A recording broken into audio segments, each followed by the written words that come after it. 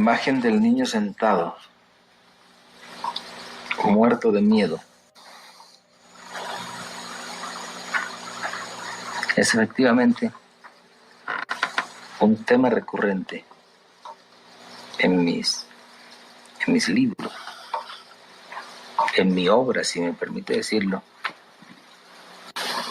con una modestia que seguramente los críticos no me perdonarán. Pues que sencillamente decían: siéntate en esta silla y no te muevas, porque si te mueves y te vas a ese cuarto, ahí se murió la tía Petra y acá se murió el tío Nicolás y allá se murió Petronila. La voz de Gabriel García Márquez, un premio Nobel de literatura, uno de los más importantes de toda la historia de las letras en Colombia y en América Latina. García Márquez, quien conocía, escucho muy bien, avistamientos ovnis. García Márquez, quien había trabajado durante muchos años en muchos periódicos, en muchos diarios, y siempre había estado interesado en lo sobrenatural, en el diablo, en las manifestaciones paranormales. En este podcast de Cruz Escribiente vamos a hablar de algo que conecta a García Márquez con la historia, un suceso aterrador que vivió Colombia en medio de la violencia de inicios del siglo XX. Les estoy hablando nada más y nada menos que de la masacre de las bananeras, un enigma grandísimo que vamos a charlar aquí con un historiador muy importante de nuestro país, con un gran historiador y escritor que ustedes siempre me piden que esté aquí. Nada más y nada menos que el señor Nicolás Pernet. Así que abróchese los cinturones y escuche hasta el final, porque esto es Cruz Escribiente.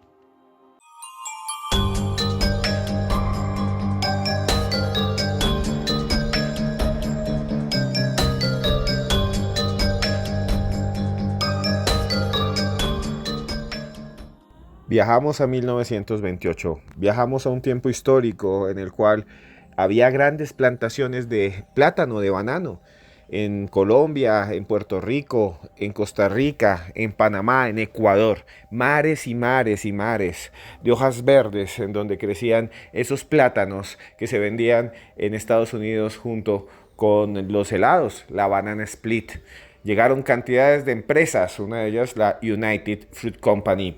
Y también en ese tiempo se hablaba de las Banana Republic. Y en Colombia hay una historia que va a suceder, una historia que es realmente extraña, una historia que nos lleva a pensar en las grandes conspiraciones del mundo. Y para hablar de esa historia que tiene que ver con un mito fundacional, con un acontecimiento importante que aparece retratado en 100 años de soledad, que aparece también retratado en cantidad de novelas, historias, documentales y películas, incluso canciones. Estamos con una persona que sabe muchísimo de todo esto, nada más y nada menos que el doctor, el historiador Nicolás Pernet. Nicolás, muchas gracias por estar con nosotros en Cruz Escribiente una vez más para hablar de este tema, de este gran misterio, que es un tema histórico, y esto es muy interesante, que es un tema histórico que traemos para todos ustedes en Cruz Escribiente, porque del misterio también se aprende. Les pido entonces a todos ustedes que por favor en este momento le den like a este video, si les gusta suscríbanse y además comenten aquí abajo si les gusta que hagamos este tipo de podcast, porque hacemos muchos podcasts, hacemos podcasts acerca del fenómeno ovni, hacemos podcasts acerca de temas paranormales, de vida después de la muerte y también de misterios históricos con expertos como este señor que nos acompaña hoy, como el señor Nicolás Pernet. Nicolás, gracias por estar con nosotros en esta oportunidad. Hola Esteban, como siempre es un gusto acompañarte a ti y a tus oyentes en este espacio. En la época de la matazón era chofer del municipio de Ciénaga y tenía a mi cargo un camión Chevrolet.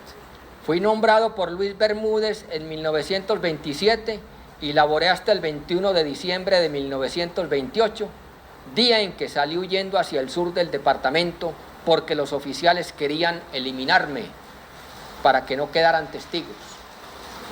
Estaba asignado al servicio del coronel Oscar Pérez Villa, apodado Chigüita. El 3 de diciembre Pérez Villa me mandó a la estación por unos armamentos recién llegados de Santa Marta. Eran 2 ametralladoras pesadas suecas, 6 de bípode, de las llamadas María Palito, numerosos fusiles reformados y abundante munición. Comencé a oler algo muy malo. La voz de un gran investigador colombiano, la voz que pueden encontrar en el canal de Alberto Botero Londoño, que presenta este documental llamado Masacre de las Bananeras con palabras olvidadas. Y bueno, lo que acaban de escuchar es el testimonio de un militar que cuenta cómo se llevaron las armas hasta allá, en donde va a suceder este hecho que muchos consideran nunca existió, que otros consideran fue más terrible de lo que pensamos, pero que marcó la historia de Colombia y que está mezclado con un montón de temas de conspiración, temas que realmente nos pueden a pensar en si hay manos invisibles todavía por allí, que siempre ha habido poderosas que tienen nuestro destino en su poder, que dicen quién vive y quién muere. Y bueno, para hablar de todo esto, para entender mejor de dónde viene y cómo surge la masacre de las bananeras, tenemos a nuestro invitado, que es historiador, que ha escrito una gran cantidad de libros, el señor Nicolás Pernet. Nicolás, por favor, cuéntenos a todos nosotros, ¿cuándo sucedió? Porque hay muchas personas que no conocen cuándo sucedió, en qué fecha, en qué lugar sucedió, en qué lugar del espacio y del tiempo se dio este hecho que aparece en 100 años de soledad. ¿Cuándo y por qué sucedió la masacre de las bananeras? Llévenos usted, señor, a conocer los misterios de la historia. ¿Cuándo sucedió? ¿Cómo sucedió? ¿Por qué sucedió también la masacre de las bananeras en Colombia? Sí, Esteban, la masacre de las bananeras es un incidente muy doloroso y violento que sucedió en la zona bananera del Magdalena, al norte de Colombia, en diciembre de 1928. Se trata del producto de una huelga que habían venido adelantando los trabajadores del banano de la empresa norteamericana United Fruit Company, que es una empresa que llevaba varias décadas de dominación en esa región de la costa Caribe, una empresa que además había estado en todo el Caribe latinoamericano, en Cuba, en Centroamérica, en las Antillas y en Colombia, en la parte norte, una empresa frutera que en Colombia producía banano sobre todo y que controlaba buena parte de la vida de miles de personas en esa región, controlaba el comercio, controlaba el transporte, el regadío de agua, le hacía préstamos a todos los propietarios con los cuales los endeudaba y luego los tenía así en su bolsillo. La mamita Yunay le decían en Centroamérica justamente por ese poder omnímodo que estaba teniendo en el control de la vida de muchas personas. Como la producción era tan grande, obviamente eso atrajo a miles de trabajadores. Algunos historiadores hablan de 30.000 trabajadores en esa época de mayor esplendor de los años 20.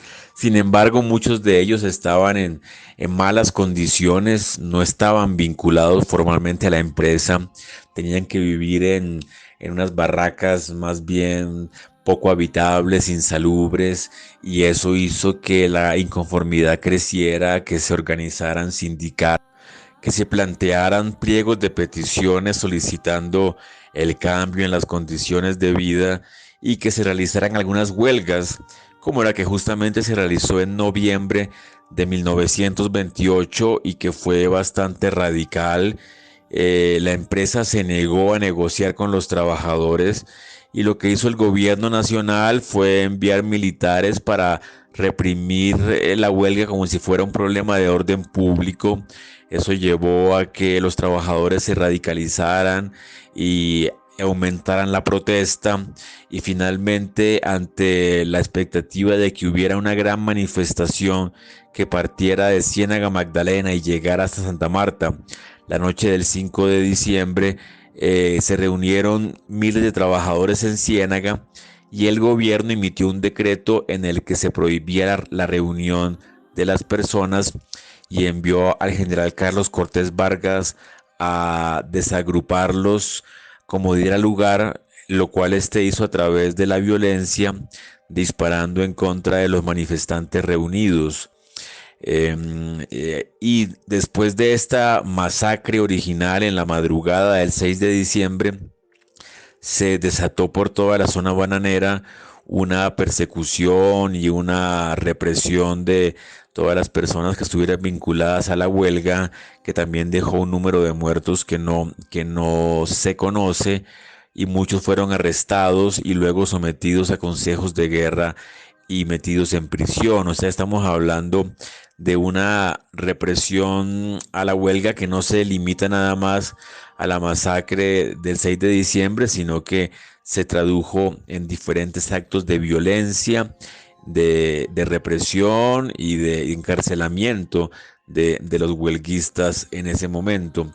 Justamente como no se sabe muy bien cuántos muertos hubo, pero se hablan de cientos en algunos casos, esta masacre se ha mantenido como uno de los episodios más violentos en la historia de Colombia.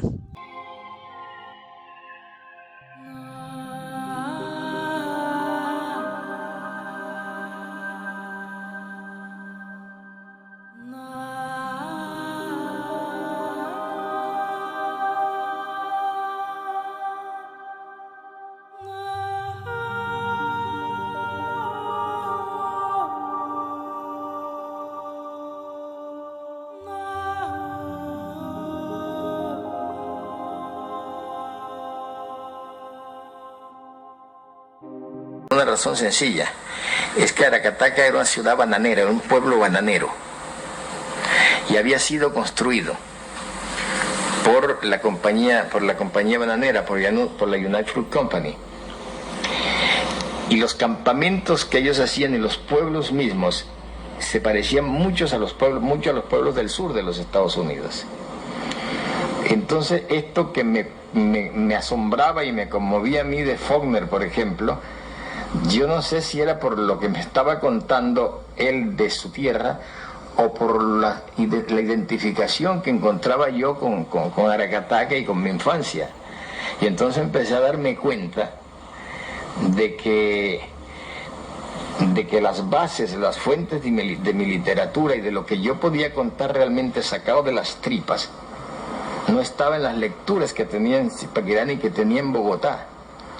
Y en última instancia no estaba en ninguna lectura. Las lecturas de los norteamericanos me sirvieron fue para descubrir eso, pero yo descubrí que ya lo traía dentro.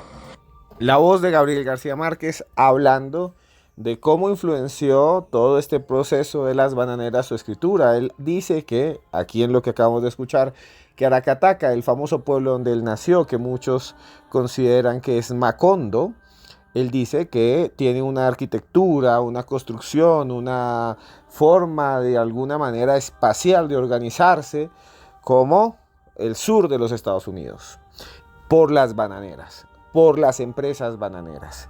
Y bueno, hablemos de eso, señor Nicolás Pernet. Gabriel García Márquez, en sus libros, no solo habla de este pueblo hermoso, Macondo, perdido en el tiempo, sino habla también de las grandes compañías que se dedican a explotar la agricultura industrial, las grandes bananeras del mundo, esas que tenían sus oficinas y todavía tienen sus oficinas, por ejemplo, en las grandes capitales, ¿no? En Londres, en Nueva York, y que construyen en muchos países estas estructuras, estas organizaciones. Alrededor de estas bananeras, entonces, hay una gran cantidad de historias que hablan de grandes manos invisibles. Hablemos un poco de eso. Gabriel García Márquez hace alusión a estos acontecimientos en muchos de sus libros, en 100 años de soledad, por ejemplo, o en El coronel no tiene quien le escriba, se ve por ahí. Macondo es en parte una construcción que tiene que ver con estos acontecimientos históricos y económicos. Señor Nicolás Pernet, cuéntenos, ¿cómo aparece entonces la masacre de las bananeras y lo que sucede alrededor de ella en los libros de Gabriel García Márquez, cómo influencian su obra y realmente cómo surgen, cómo aparecen, cómo se deslizan de esas hojas escritas, grabadas en tinta hasta nuestra mente, hasta nuestro interior? Sí, la masacre se ha hecho conocida porque apareció en la novela de García Márquez, Cien años de soledad, en 1967, casi 40 años después de la masacre original. En la novela de García Márquez se cuenta una versión literaria, obviamente, pero que está muy apoyada en el conocimiento que tenía García Márquez de la misma región y porque él nació en Aracataca un año antes de la masacre, un pueblo que era uno de los más importantes de la zona bananera. La masacre no fue en Aracataca, sino en Siena.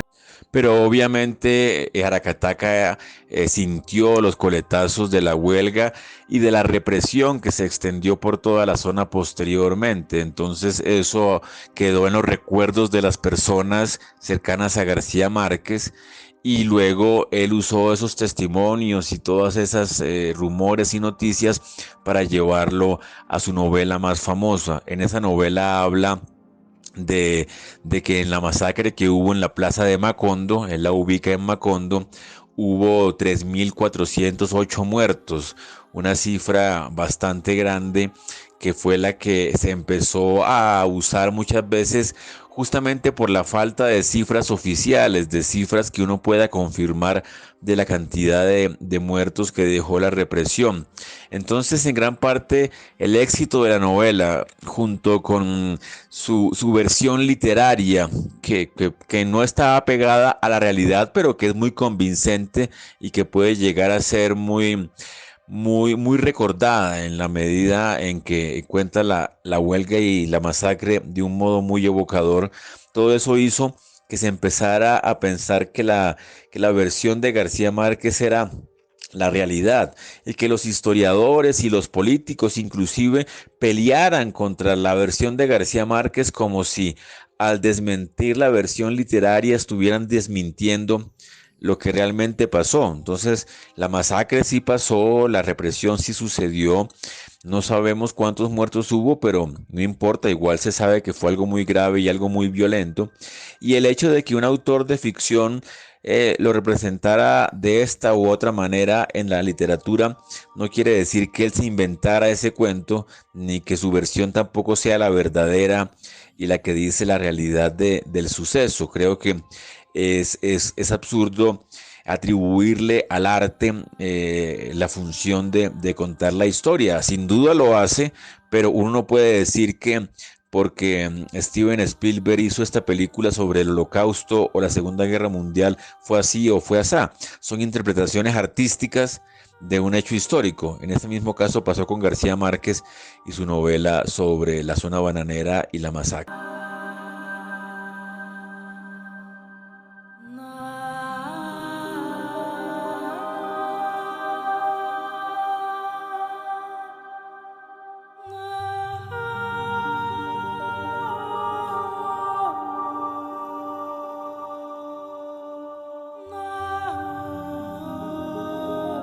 De conspiraciones, los reinos de las habilidades, flexible sigo, pero inflexible en la defensa del procedimiento y de la doctrina. La voz de Jorge Eliezer Gaitán. Cuando fue asesinado el 9 de abril de 1948, la ciudad de Bogotá quedó en ruinas, como si estuviéramos en plena Segunda Guerra Mundial. Se le llamó el Bogotazo. También hubo rebeliones en muchos lugares del país.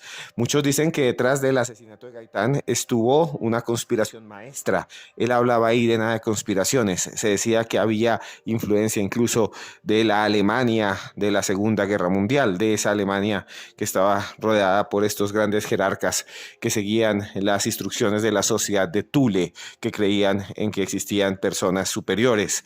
Es de alguna manera la gran cantidad de jerarcas de estos partidos, de este lugar, que llevaron a América Latina sus ideas y que llegaron a permear al asesino de Gaitán, Juan Roa Sierra, los que influenciaron en su muerte.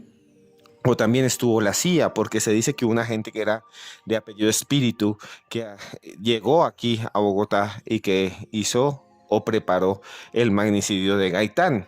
Pero lo que pocos saben es que Jorge Eliezer Gaitán inició o fortaleció de alguna manera su carrera política en 1929, 30, 31, 32, por el acontecimiento de la masacre de las bananeras. Hizo un gran debate en el Congreso, enarboló las banderas de las luchas populares y así consiguió un gran capital político, vuelvo a decir.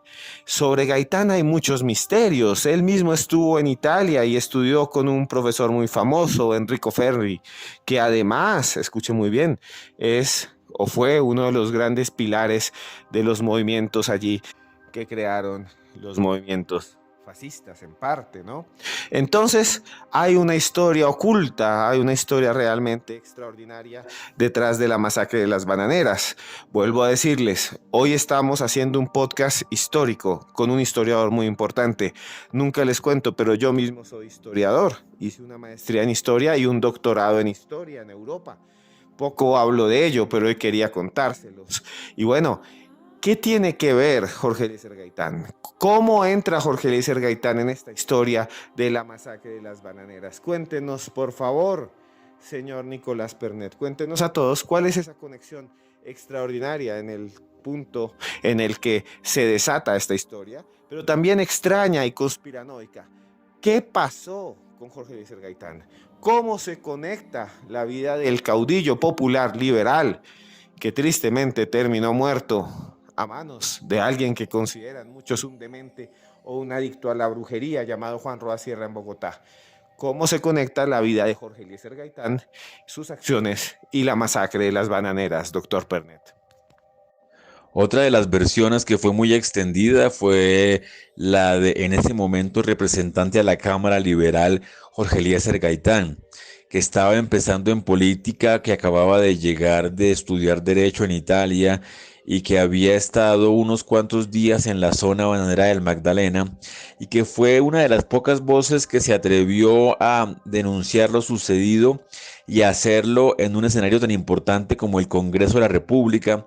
Eso fue en 1929. La versión de Gaitán pues fue una investigación que no fue profunda, como te repito, fue unos días que estuvo en la zona. Sin embargo, esos días alcanzó a darse cuenta de la gravedad del suceso, de que no había sido, como había dicho el general Carlos Cortés Vargas, que solamente había habido 9 muertos en la masacre y 47 en toda la represión, sino que era una tragedia de proporciones mayores.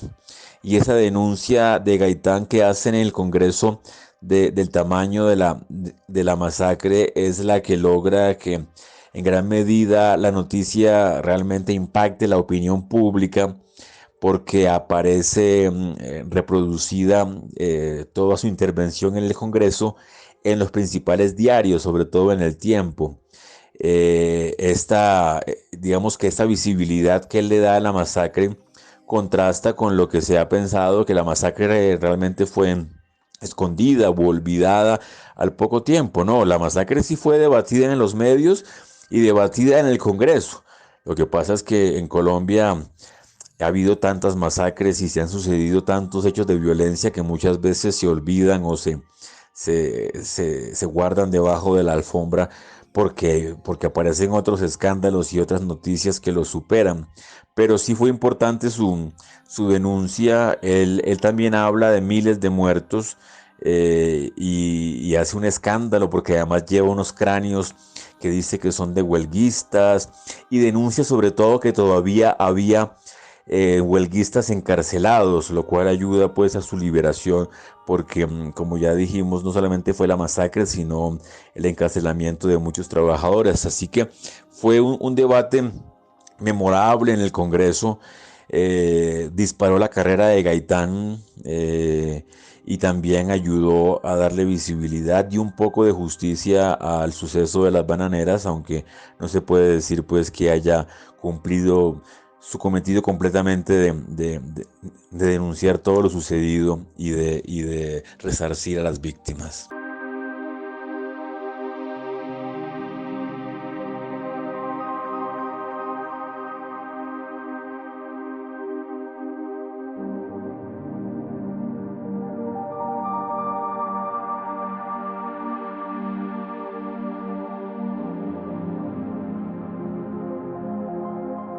Existen personas que dicen que las masacres, como las de las bananeras y otras más, simplemente son mitos históricos. Y a veces ha sido así. Existen historias alrededor del mundo, por ejemplo, de batallones perdidos, legiones perdidas de ejércitos durante guerras que nunca desaparecieron. Simplemente la gente inventó esto para ocultar una derrota militar. Como el batallón perdido de Norfolk británico, una de las leyendas más extrañas, el quinto regimiento de Norfolk. Se dice que desapareció en agosto de 1915 sin dejar rastros. Lo cierto es que aparentemente lo que hicieron fue atacar por error 554 hombres a un grueso, a unas fuerzas gruesas del ejército, del quinto ejército alemán, del segundo imperio alemán, y lo que causaron fue una gran debacle militar. Y luego pues se creó la idea de que el batallón entero había desaparecido y se habló incluso del fenómeno ovni, de que todos fueron abducidos. Muchas veces se crean estas narrativas y hay personas que son negacionistas de la masacre de las bananeras. Otros dicen que simplemente se exageró, otros dicen que se minimizó. Lo cierto es que es un hecho histórico que muchas personas consideran un gran misterio, porque hay documentos, pero no hay de alguna manera pruebas fehacientes, datos concisos, detalles de lo que pasó en la masacre de las bananeras. Y ahí es cuando yo le quiero preguntar al doctor Pernet, ¿es que hay personas que aseguran que todo esto es una exageración? Hay personas que aseguran que todo esto es solo un mito histórico. ¿Qué piensa usted de todo esto? ¿Qué piensa usted de estas personas? ¿Tienen razón en su negacionismo?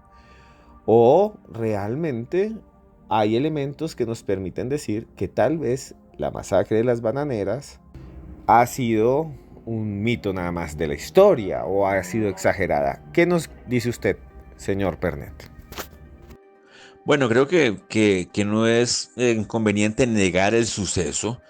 Hay muchas pruebas, tanto de prensa como de testimonios, como de historiadores, de que sí sucedió.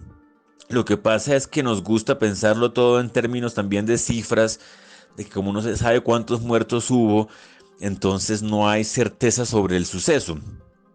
Creo que esa es una visión limitada de la historia. Sabemos que la United Fruit sí dominaba la región, sabemos que sí hubo huelga, sabemos cuánto duró, sabemos que estaban pidiendo los trabajadores, sabemos que hubo negativa, sabemos que hubo represión y sabemos que hubo además 3 meses de estado de sitio en la zona bananera. Ya los detalles puntualmente de cuántos muertos hubo o qué pasó en la zona durante los meses de control militar, pues no los conocemos, pero hay rumores, hay pistas, hay fuentes que ayudan a ir esclareciendo lo ocurrido. Entonces, el hecho de que no haya claridad sobre algunos detalles no quiere decir que sea un mito, una leyenda falsa de nuestra historia. Tampoco el hecho de que se ha hecho famosa a través de una novela de García Márquez y de otras novelas también como La Casa Grande de Álvaro Cepeda Zamudio, no significa que eso sea un hecho literario, ficticio, falso, porque fue recogido por los novelistas. Ha habido un intento creo yo, de desestimar la cantidad de la gravedad de los sucesos y de un poco cambiar el relato. Creo que más que un ocultamiento o una negación de lo sucedido, ha habido un intento de cambiar el relato diciendo no, lo que pasó es que había una empresa muy próspera y muy activa y que unos cuantos huelguistas, comunistas, apoyados por Moscú y por partidos políticos de Bogotá, lo que hicieron fue dañar una zona que funcionaba muy bien y que realmente no fue tan grave la represión que hubo a la huelga.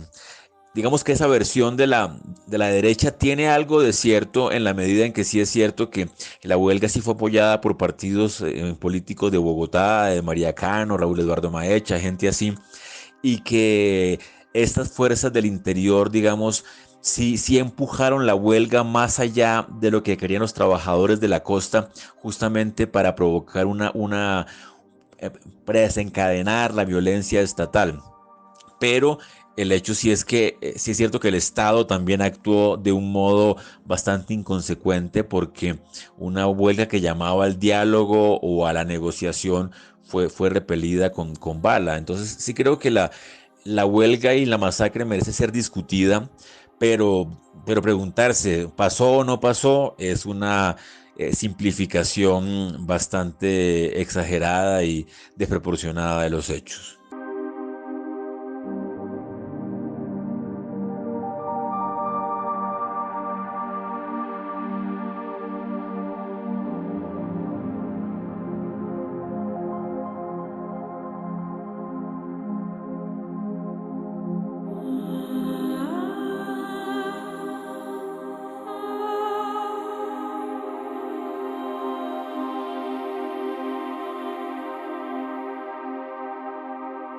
Personas que murieron en un momento histórico, en una coyuntura, personas que dieron su vida por una convicción, por algo que creían, por algo que demandaban, por algo que buscaban. Existen muchas historias parecidas, así por ejemplo se fundan los días que hoy celebramos, conmemoramos el Día de la Mujer, el Día del Trabajo del 1 de mayo, los días de independencia en casi todos los países del mundo, los días que conmemoran la liberación, por ejemplo, en guerras, en batallas, desde Europa, la revolución de los claveles, por ejemplo, en Portugal, hasta días de celebración de la unidad en Asia, en Micronesia. Siempre hay esos acontecimientos que marcan, que dejan huella profunda en el alma de las sociedades, de los cuerpos colegiados, de lo que somos como historia, como humanidad, como cultura. Y eso es lo que tiene un poco esto de la masacre de las bananeras, esta historia. Pero quisiera preguntarle a usted, directamente a usted, Nicolás Pernet, usted como historiador, ¿qué piensa de este acontecimiento? ¿Qué piensa usted? Yo pienso que es un hecho fundacional, es un hecho terrible que nunca debe haber sucedido, pero que también se convierte en un elemento que marca un antes y un después en la historia colombiana. Y además que hace parte no solo del universo de García Márquez, sino de muchos otros escritores, incluso de canciones que tienen ese elemento, esa historia, que no puedo colocarles acá porque si no me piden derechos y me reclaman derechos, pero hay canciones que ustedes pueden buscar, cantidades, sobre la masacre de las bananeras. Hay un grupo de rock colombiano, las 1280 Almas, que habla del platanal. Esa canción habla un poco de eso. Y hay otras más por allí.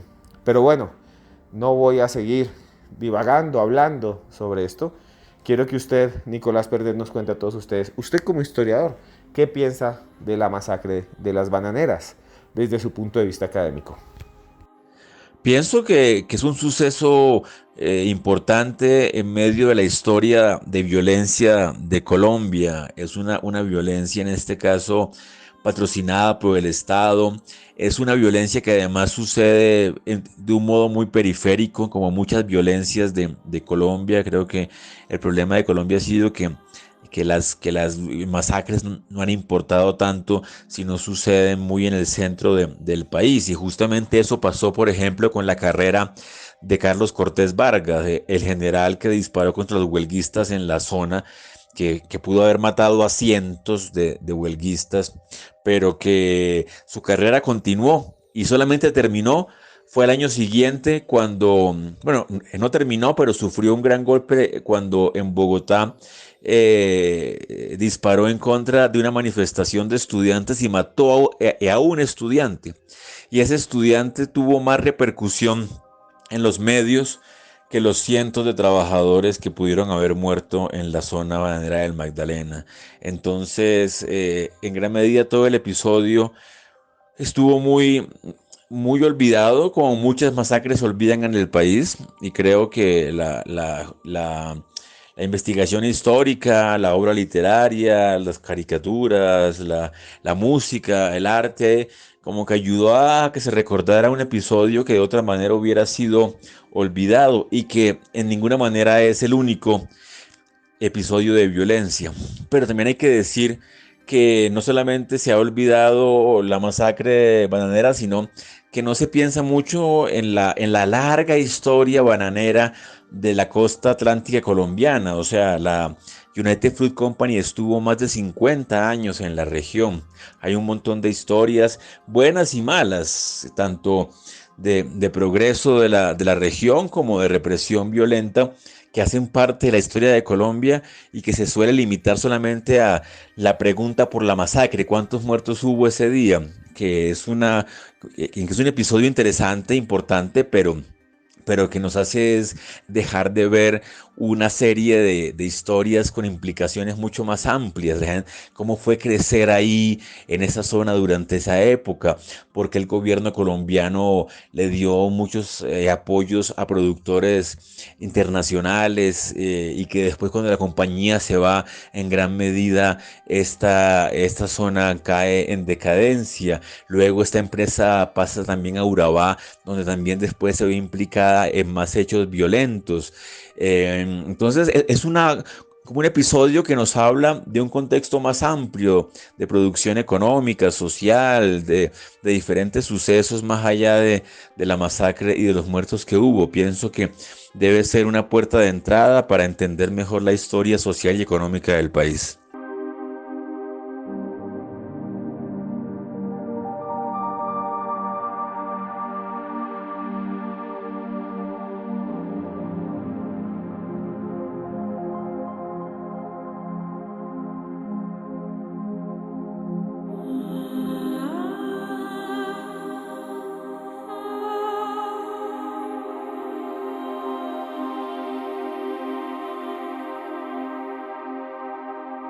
Y bueno, ya estamos cerca del final de este podcast que hemos hecho con mucho cariño para todos ustedes. Y bueno, doctor Nicolás Pernet, muchas gracias por estar usted aquí en Cruz Escribiente.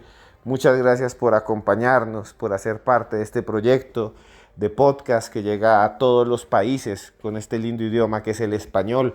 Gracias, doctor Nicolás Pernet, por hablarnos de este acontecimiento que marcó la huella. Tal vez, si ustedes no son colombianos y escuchan esto, les puede parecer interesante. Tal vez en sus países ha habido acontecimientos similares. Si ustedes conocen historiadores que quieren participar, si usted mismo es historiador y quiere participar en Cruz Escribiente, solamente tienen que escribirme aquí abajo y yo me comunico con ustedes y hacemos un podcast de todos estos acontecimientos históricos.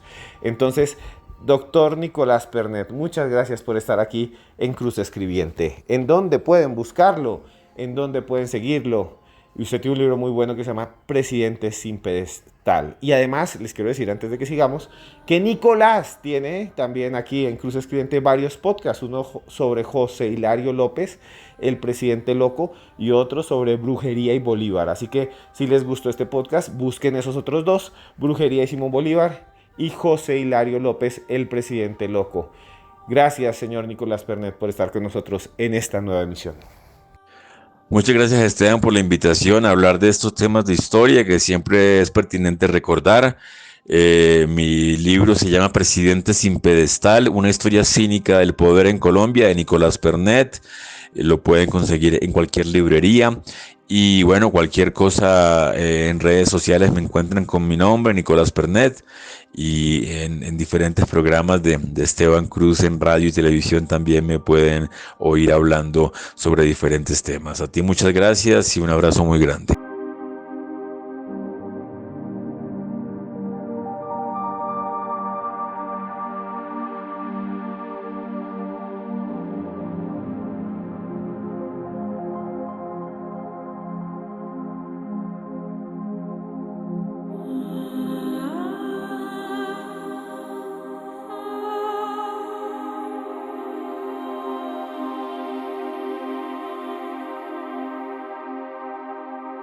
Llegamos al final de otro podcast de Cruz Escribiente. Llegamos al final de otra historia sorprendente, de otro momento para conectarnos con nosotros mismos mientras usted hace oficio, maneja, hace ejercicio. Y bueno, quiero decirles a ustedes en este punto que esta historia me pareció fabulosa, que estamos haciendo podcasts diferentes, que esta vez hacemos uno de historia, porque queremos mostrar todas las gamas del misterio, porque el pasado y sus acontecimientos crípticos extraños y enigmáticos que muchas veces tienen que ver con la conspiración, resultan ser muchas veces tan apasionantes como otros fenómenos, como el mundo paranormal. Eso es el mundo del misterio, mis amigos, eso es.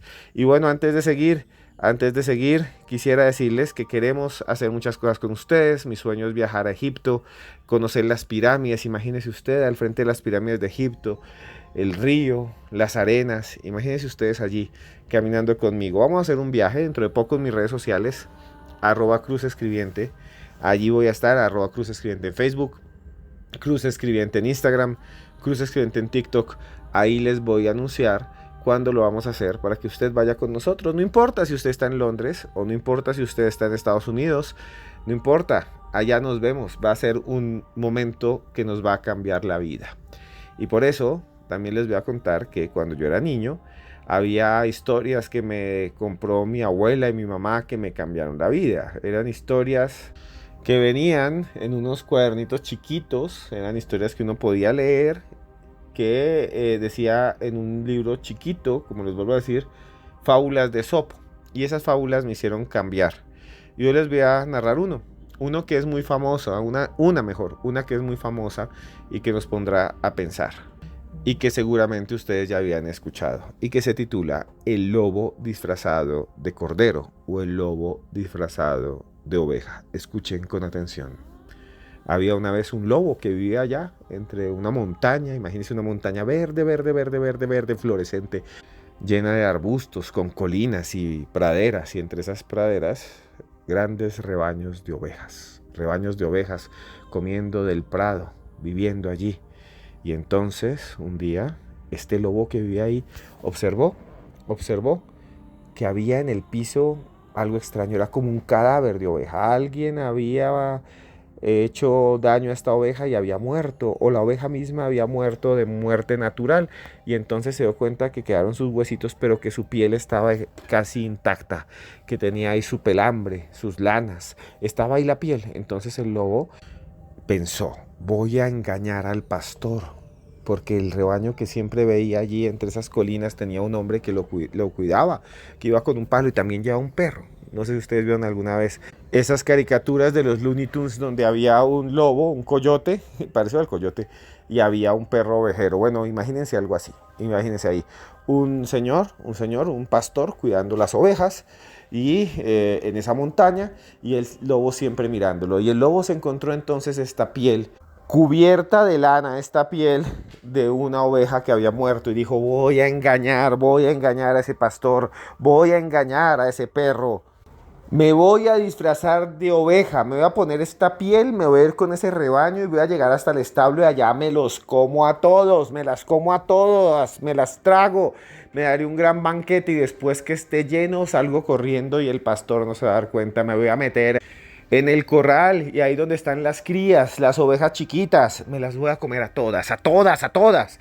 Y entonces el lobo hizo lo que había pensado, se puso encima de esa piel y se fue con el rebaño. Las ovejas no se dieron cuenta y el pastor tampoco, y caminó kilómetros y kilómetros y de pronto vio que ahí estaba el establo y se metió entre el establo y se quedó allí y vio los corderitos y los olfateó y dijo, ahora sí me los voy a comer a todos. Pero esa noche pasó algo muy extraño, porque el pastor abrió la puerta, llevó un gran cirio, observó a las ovejas y se quedó mirando al lobo.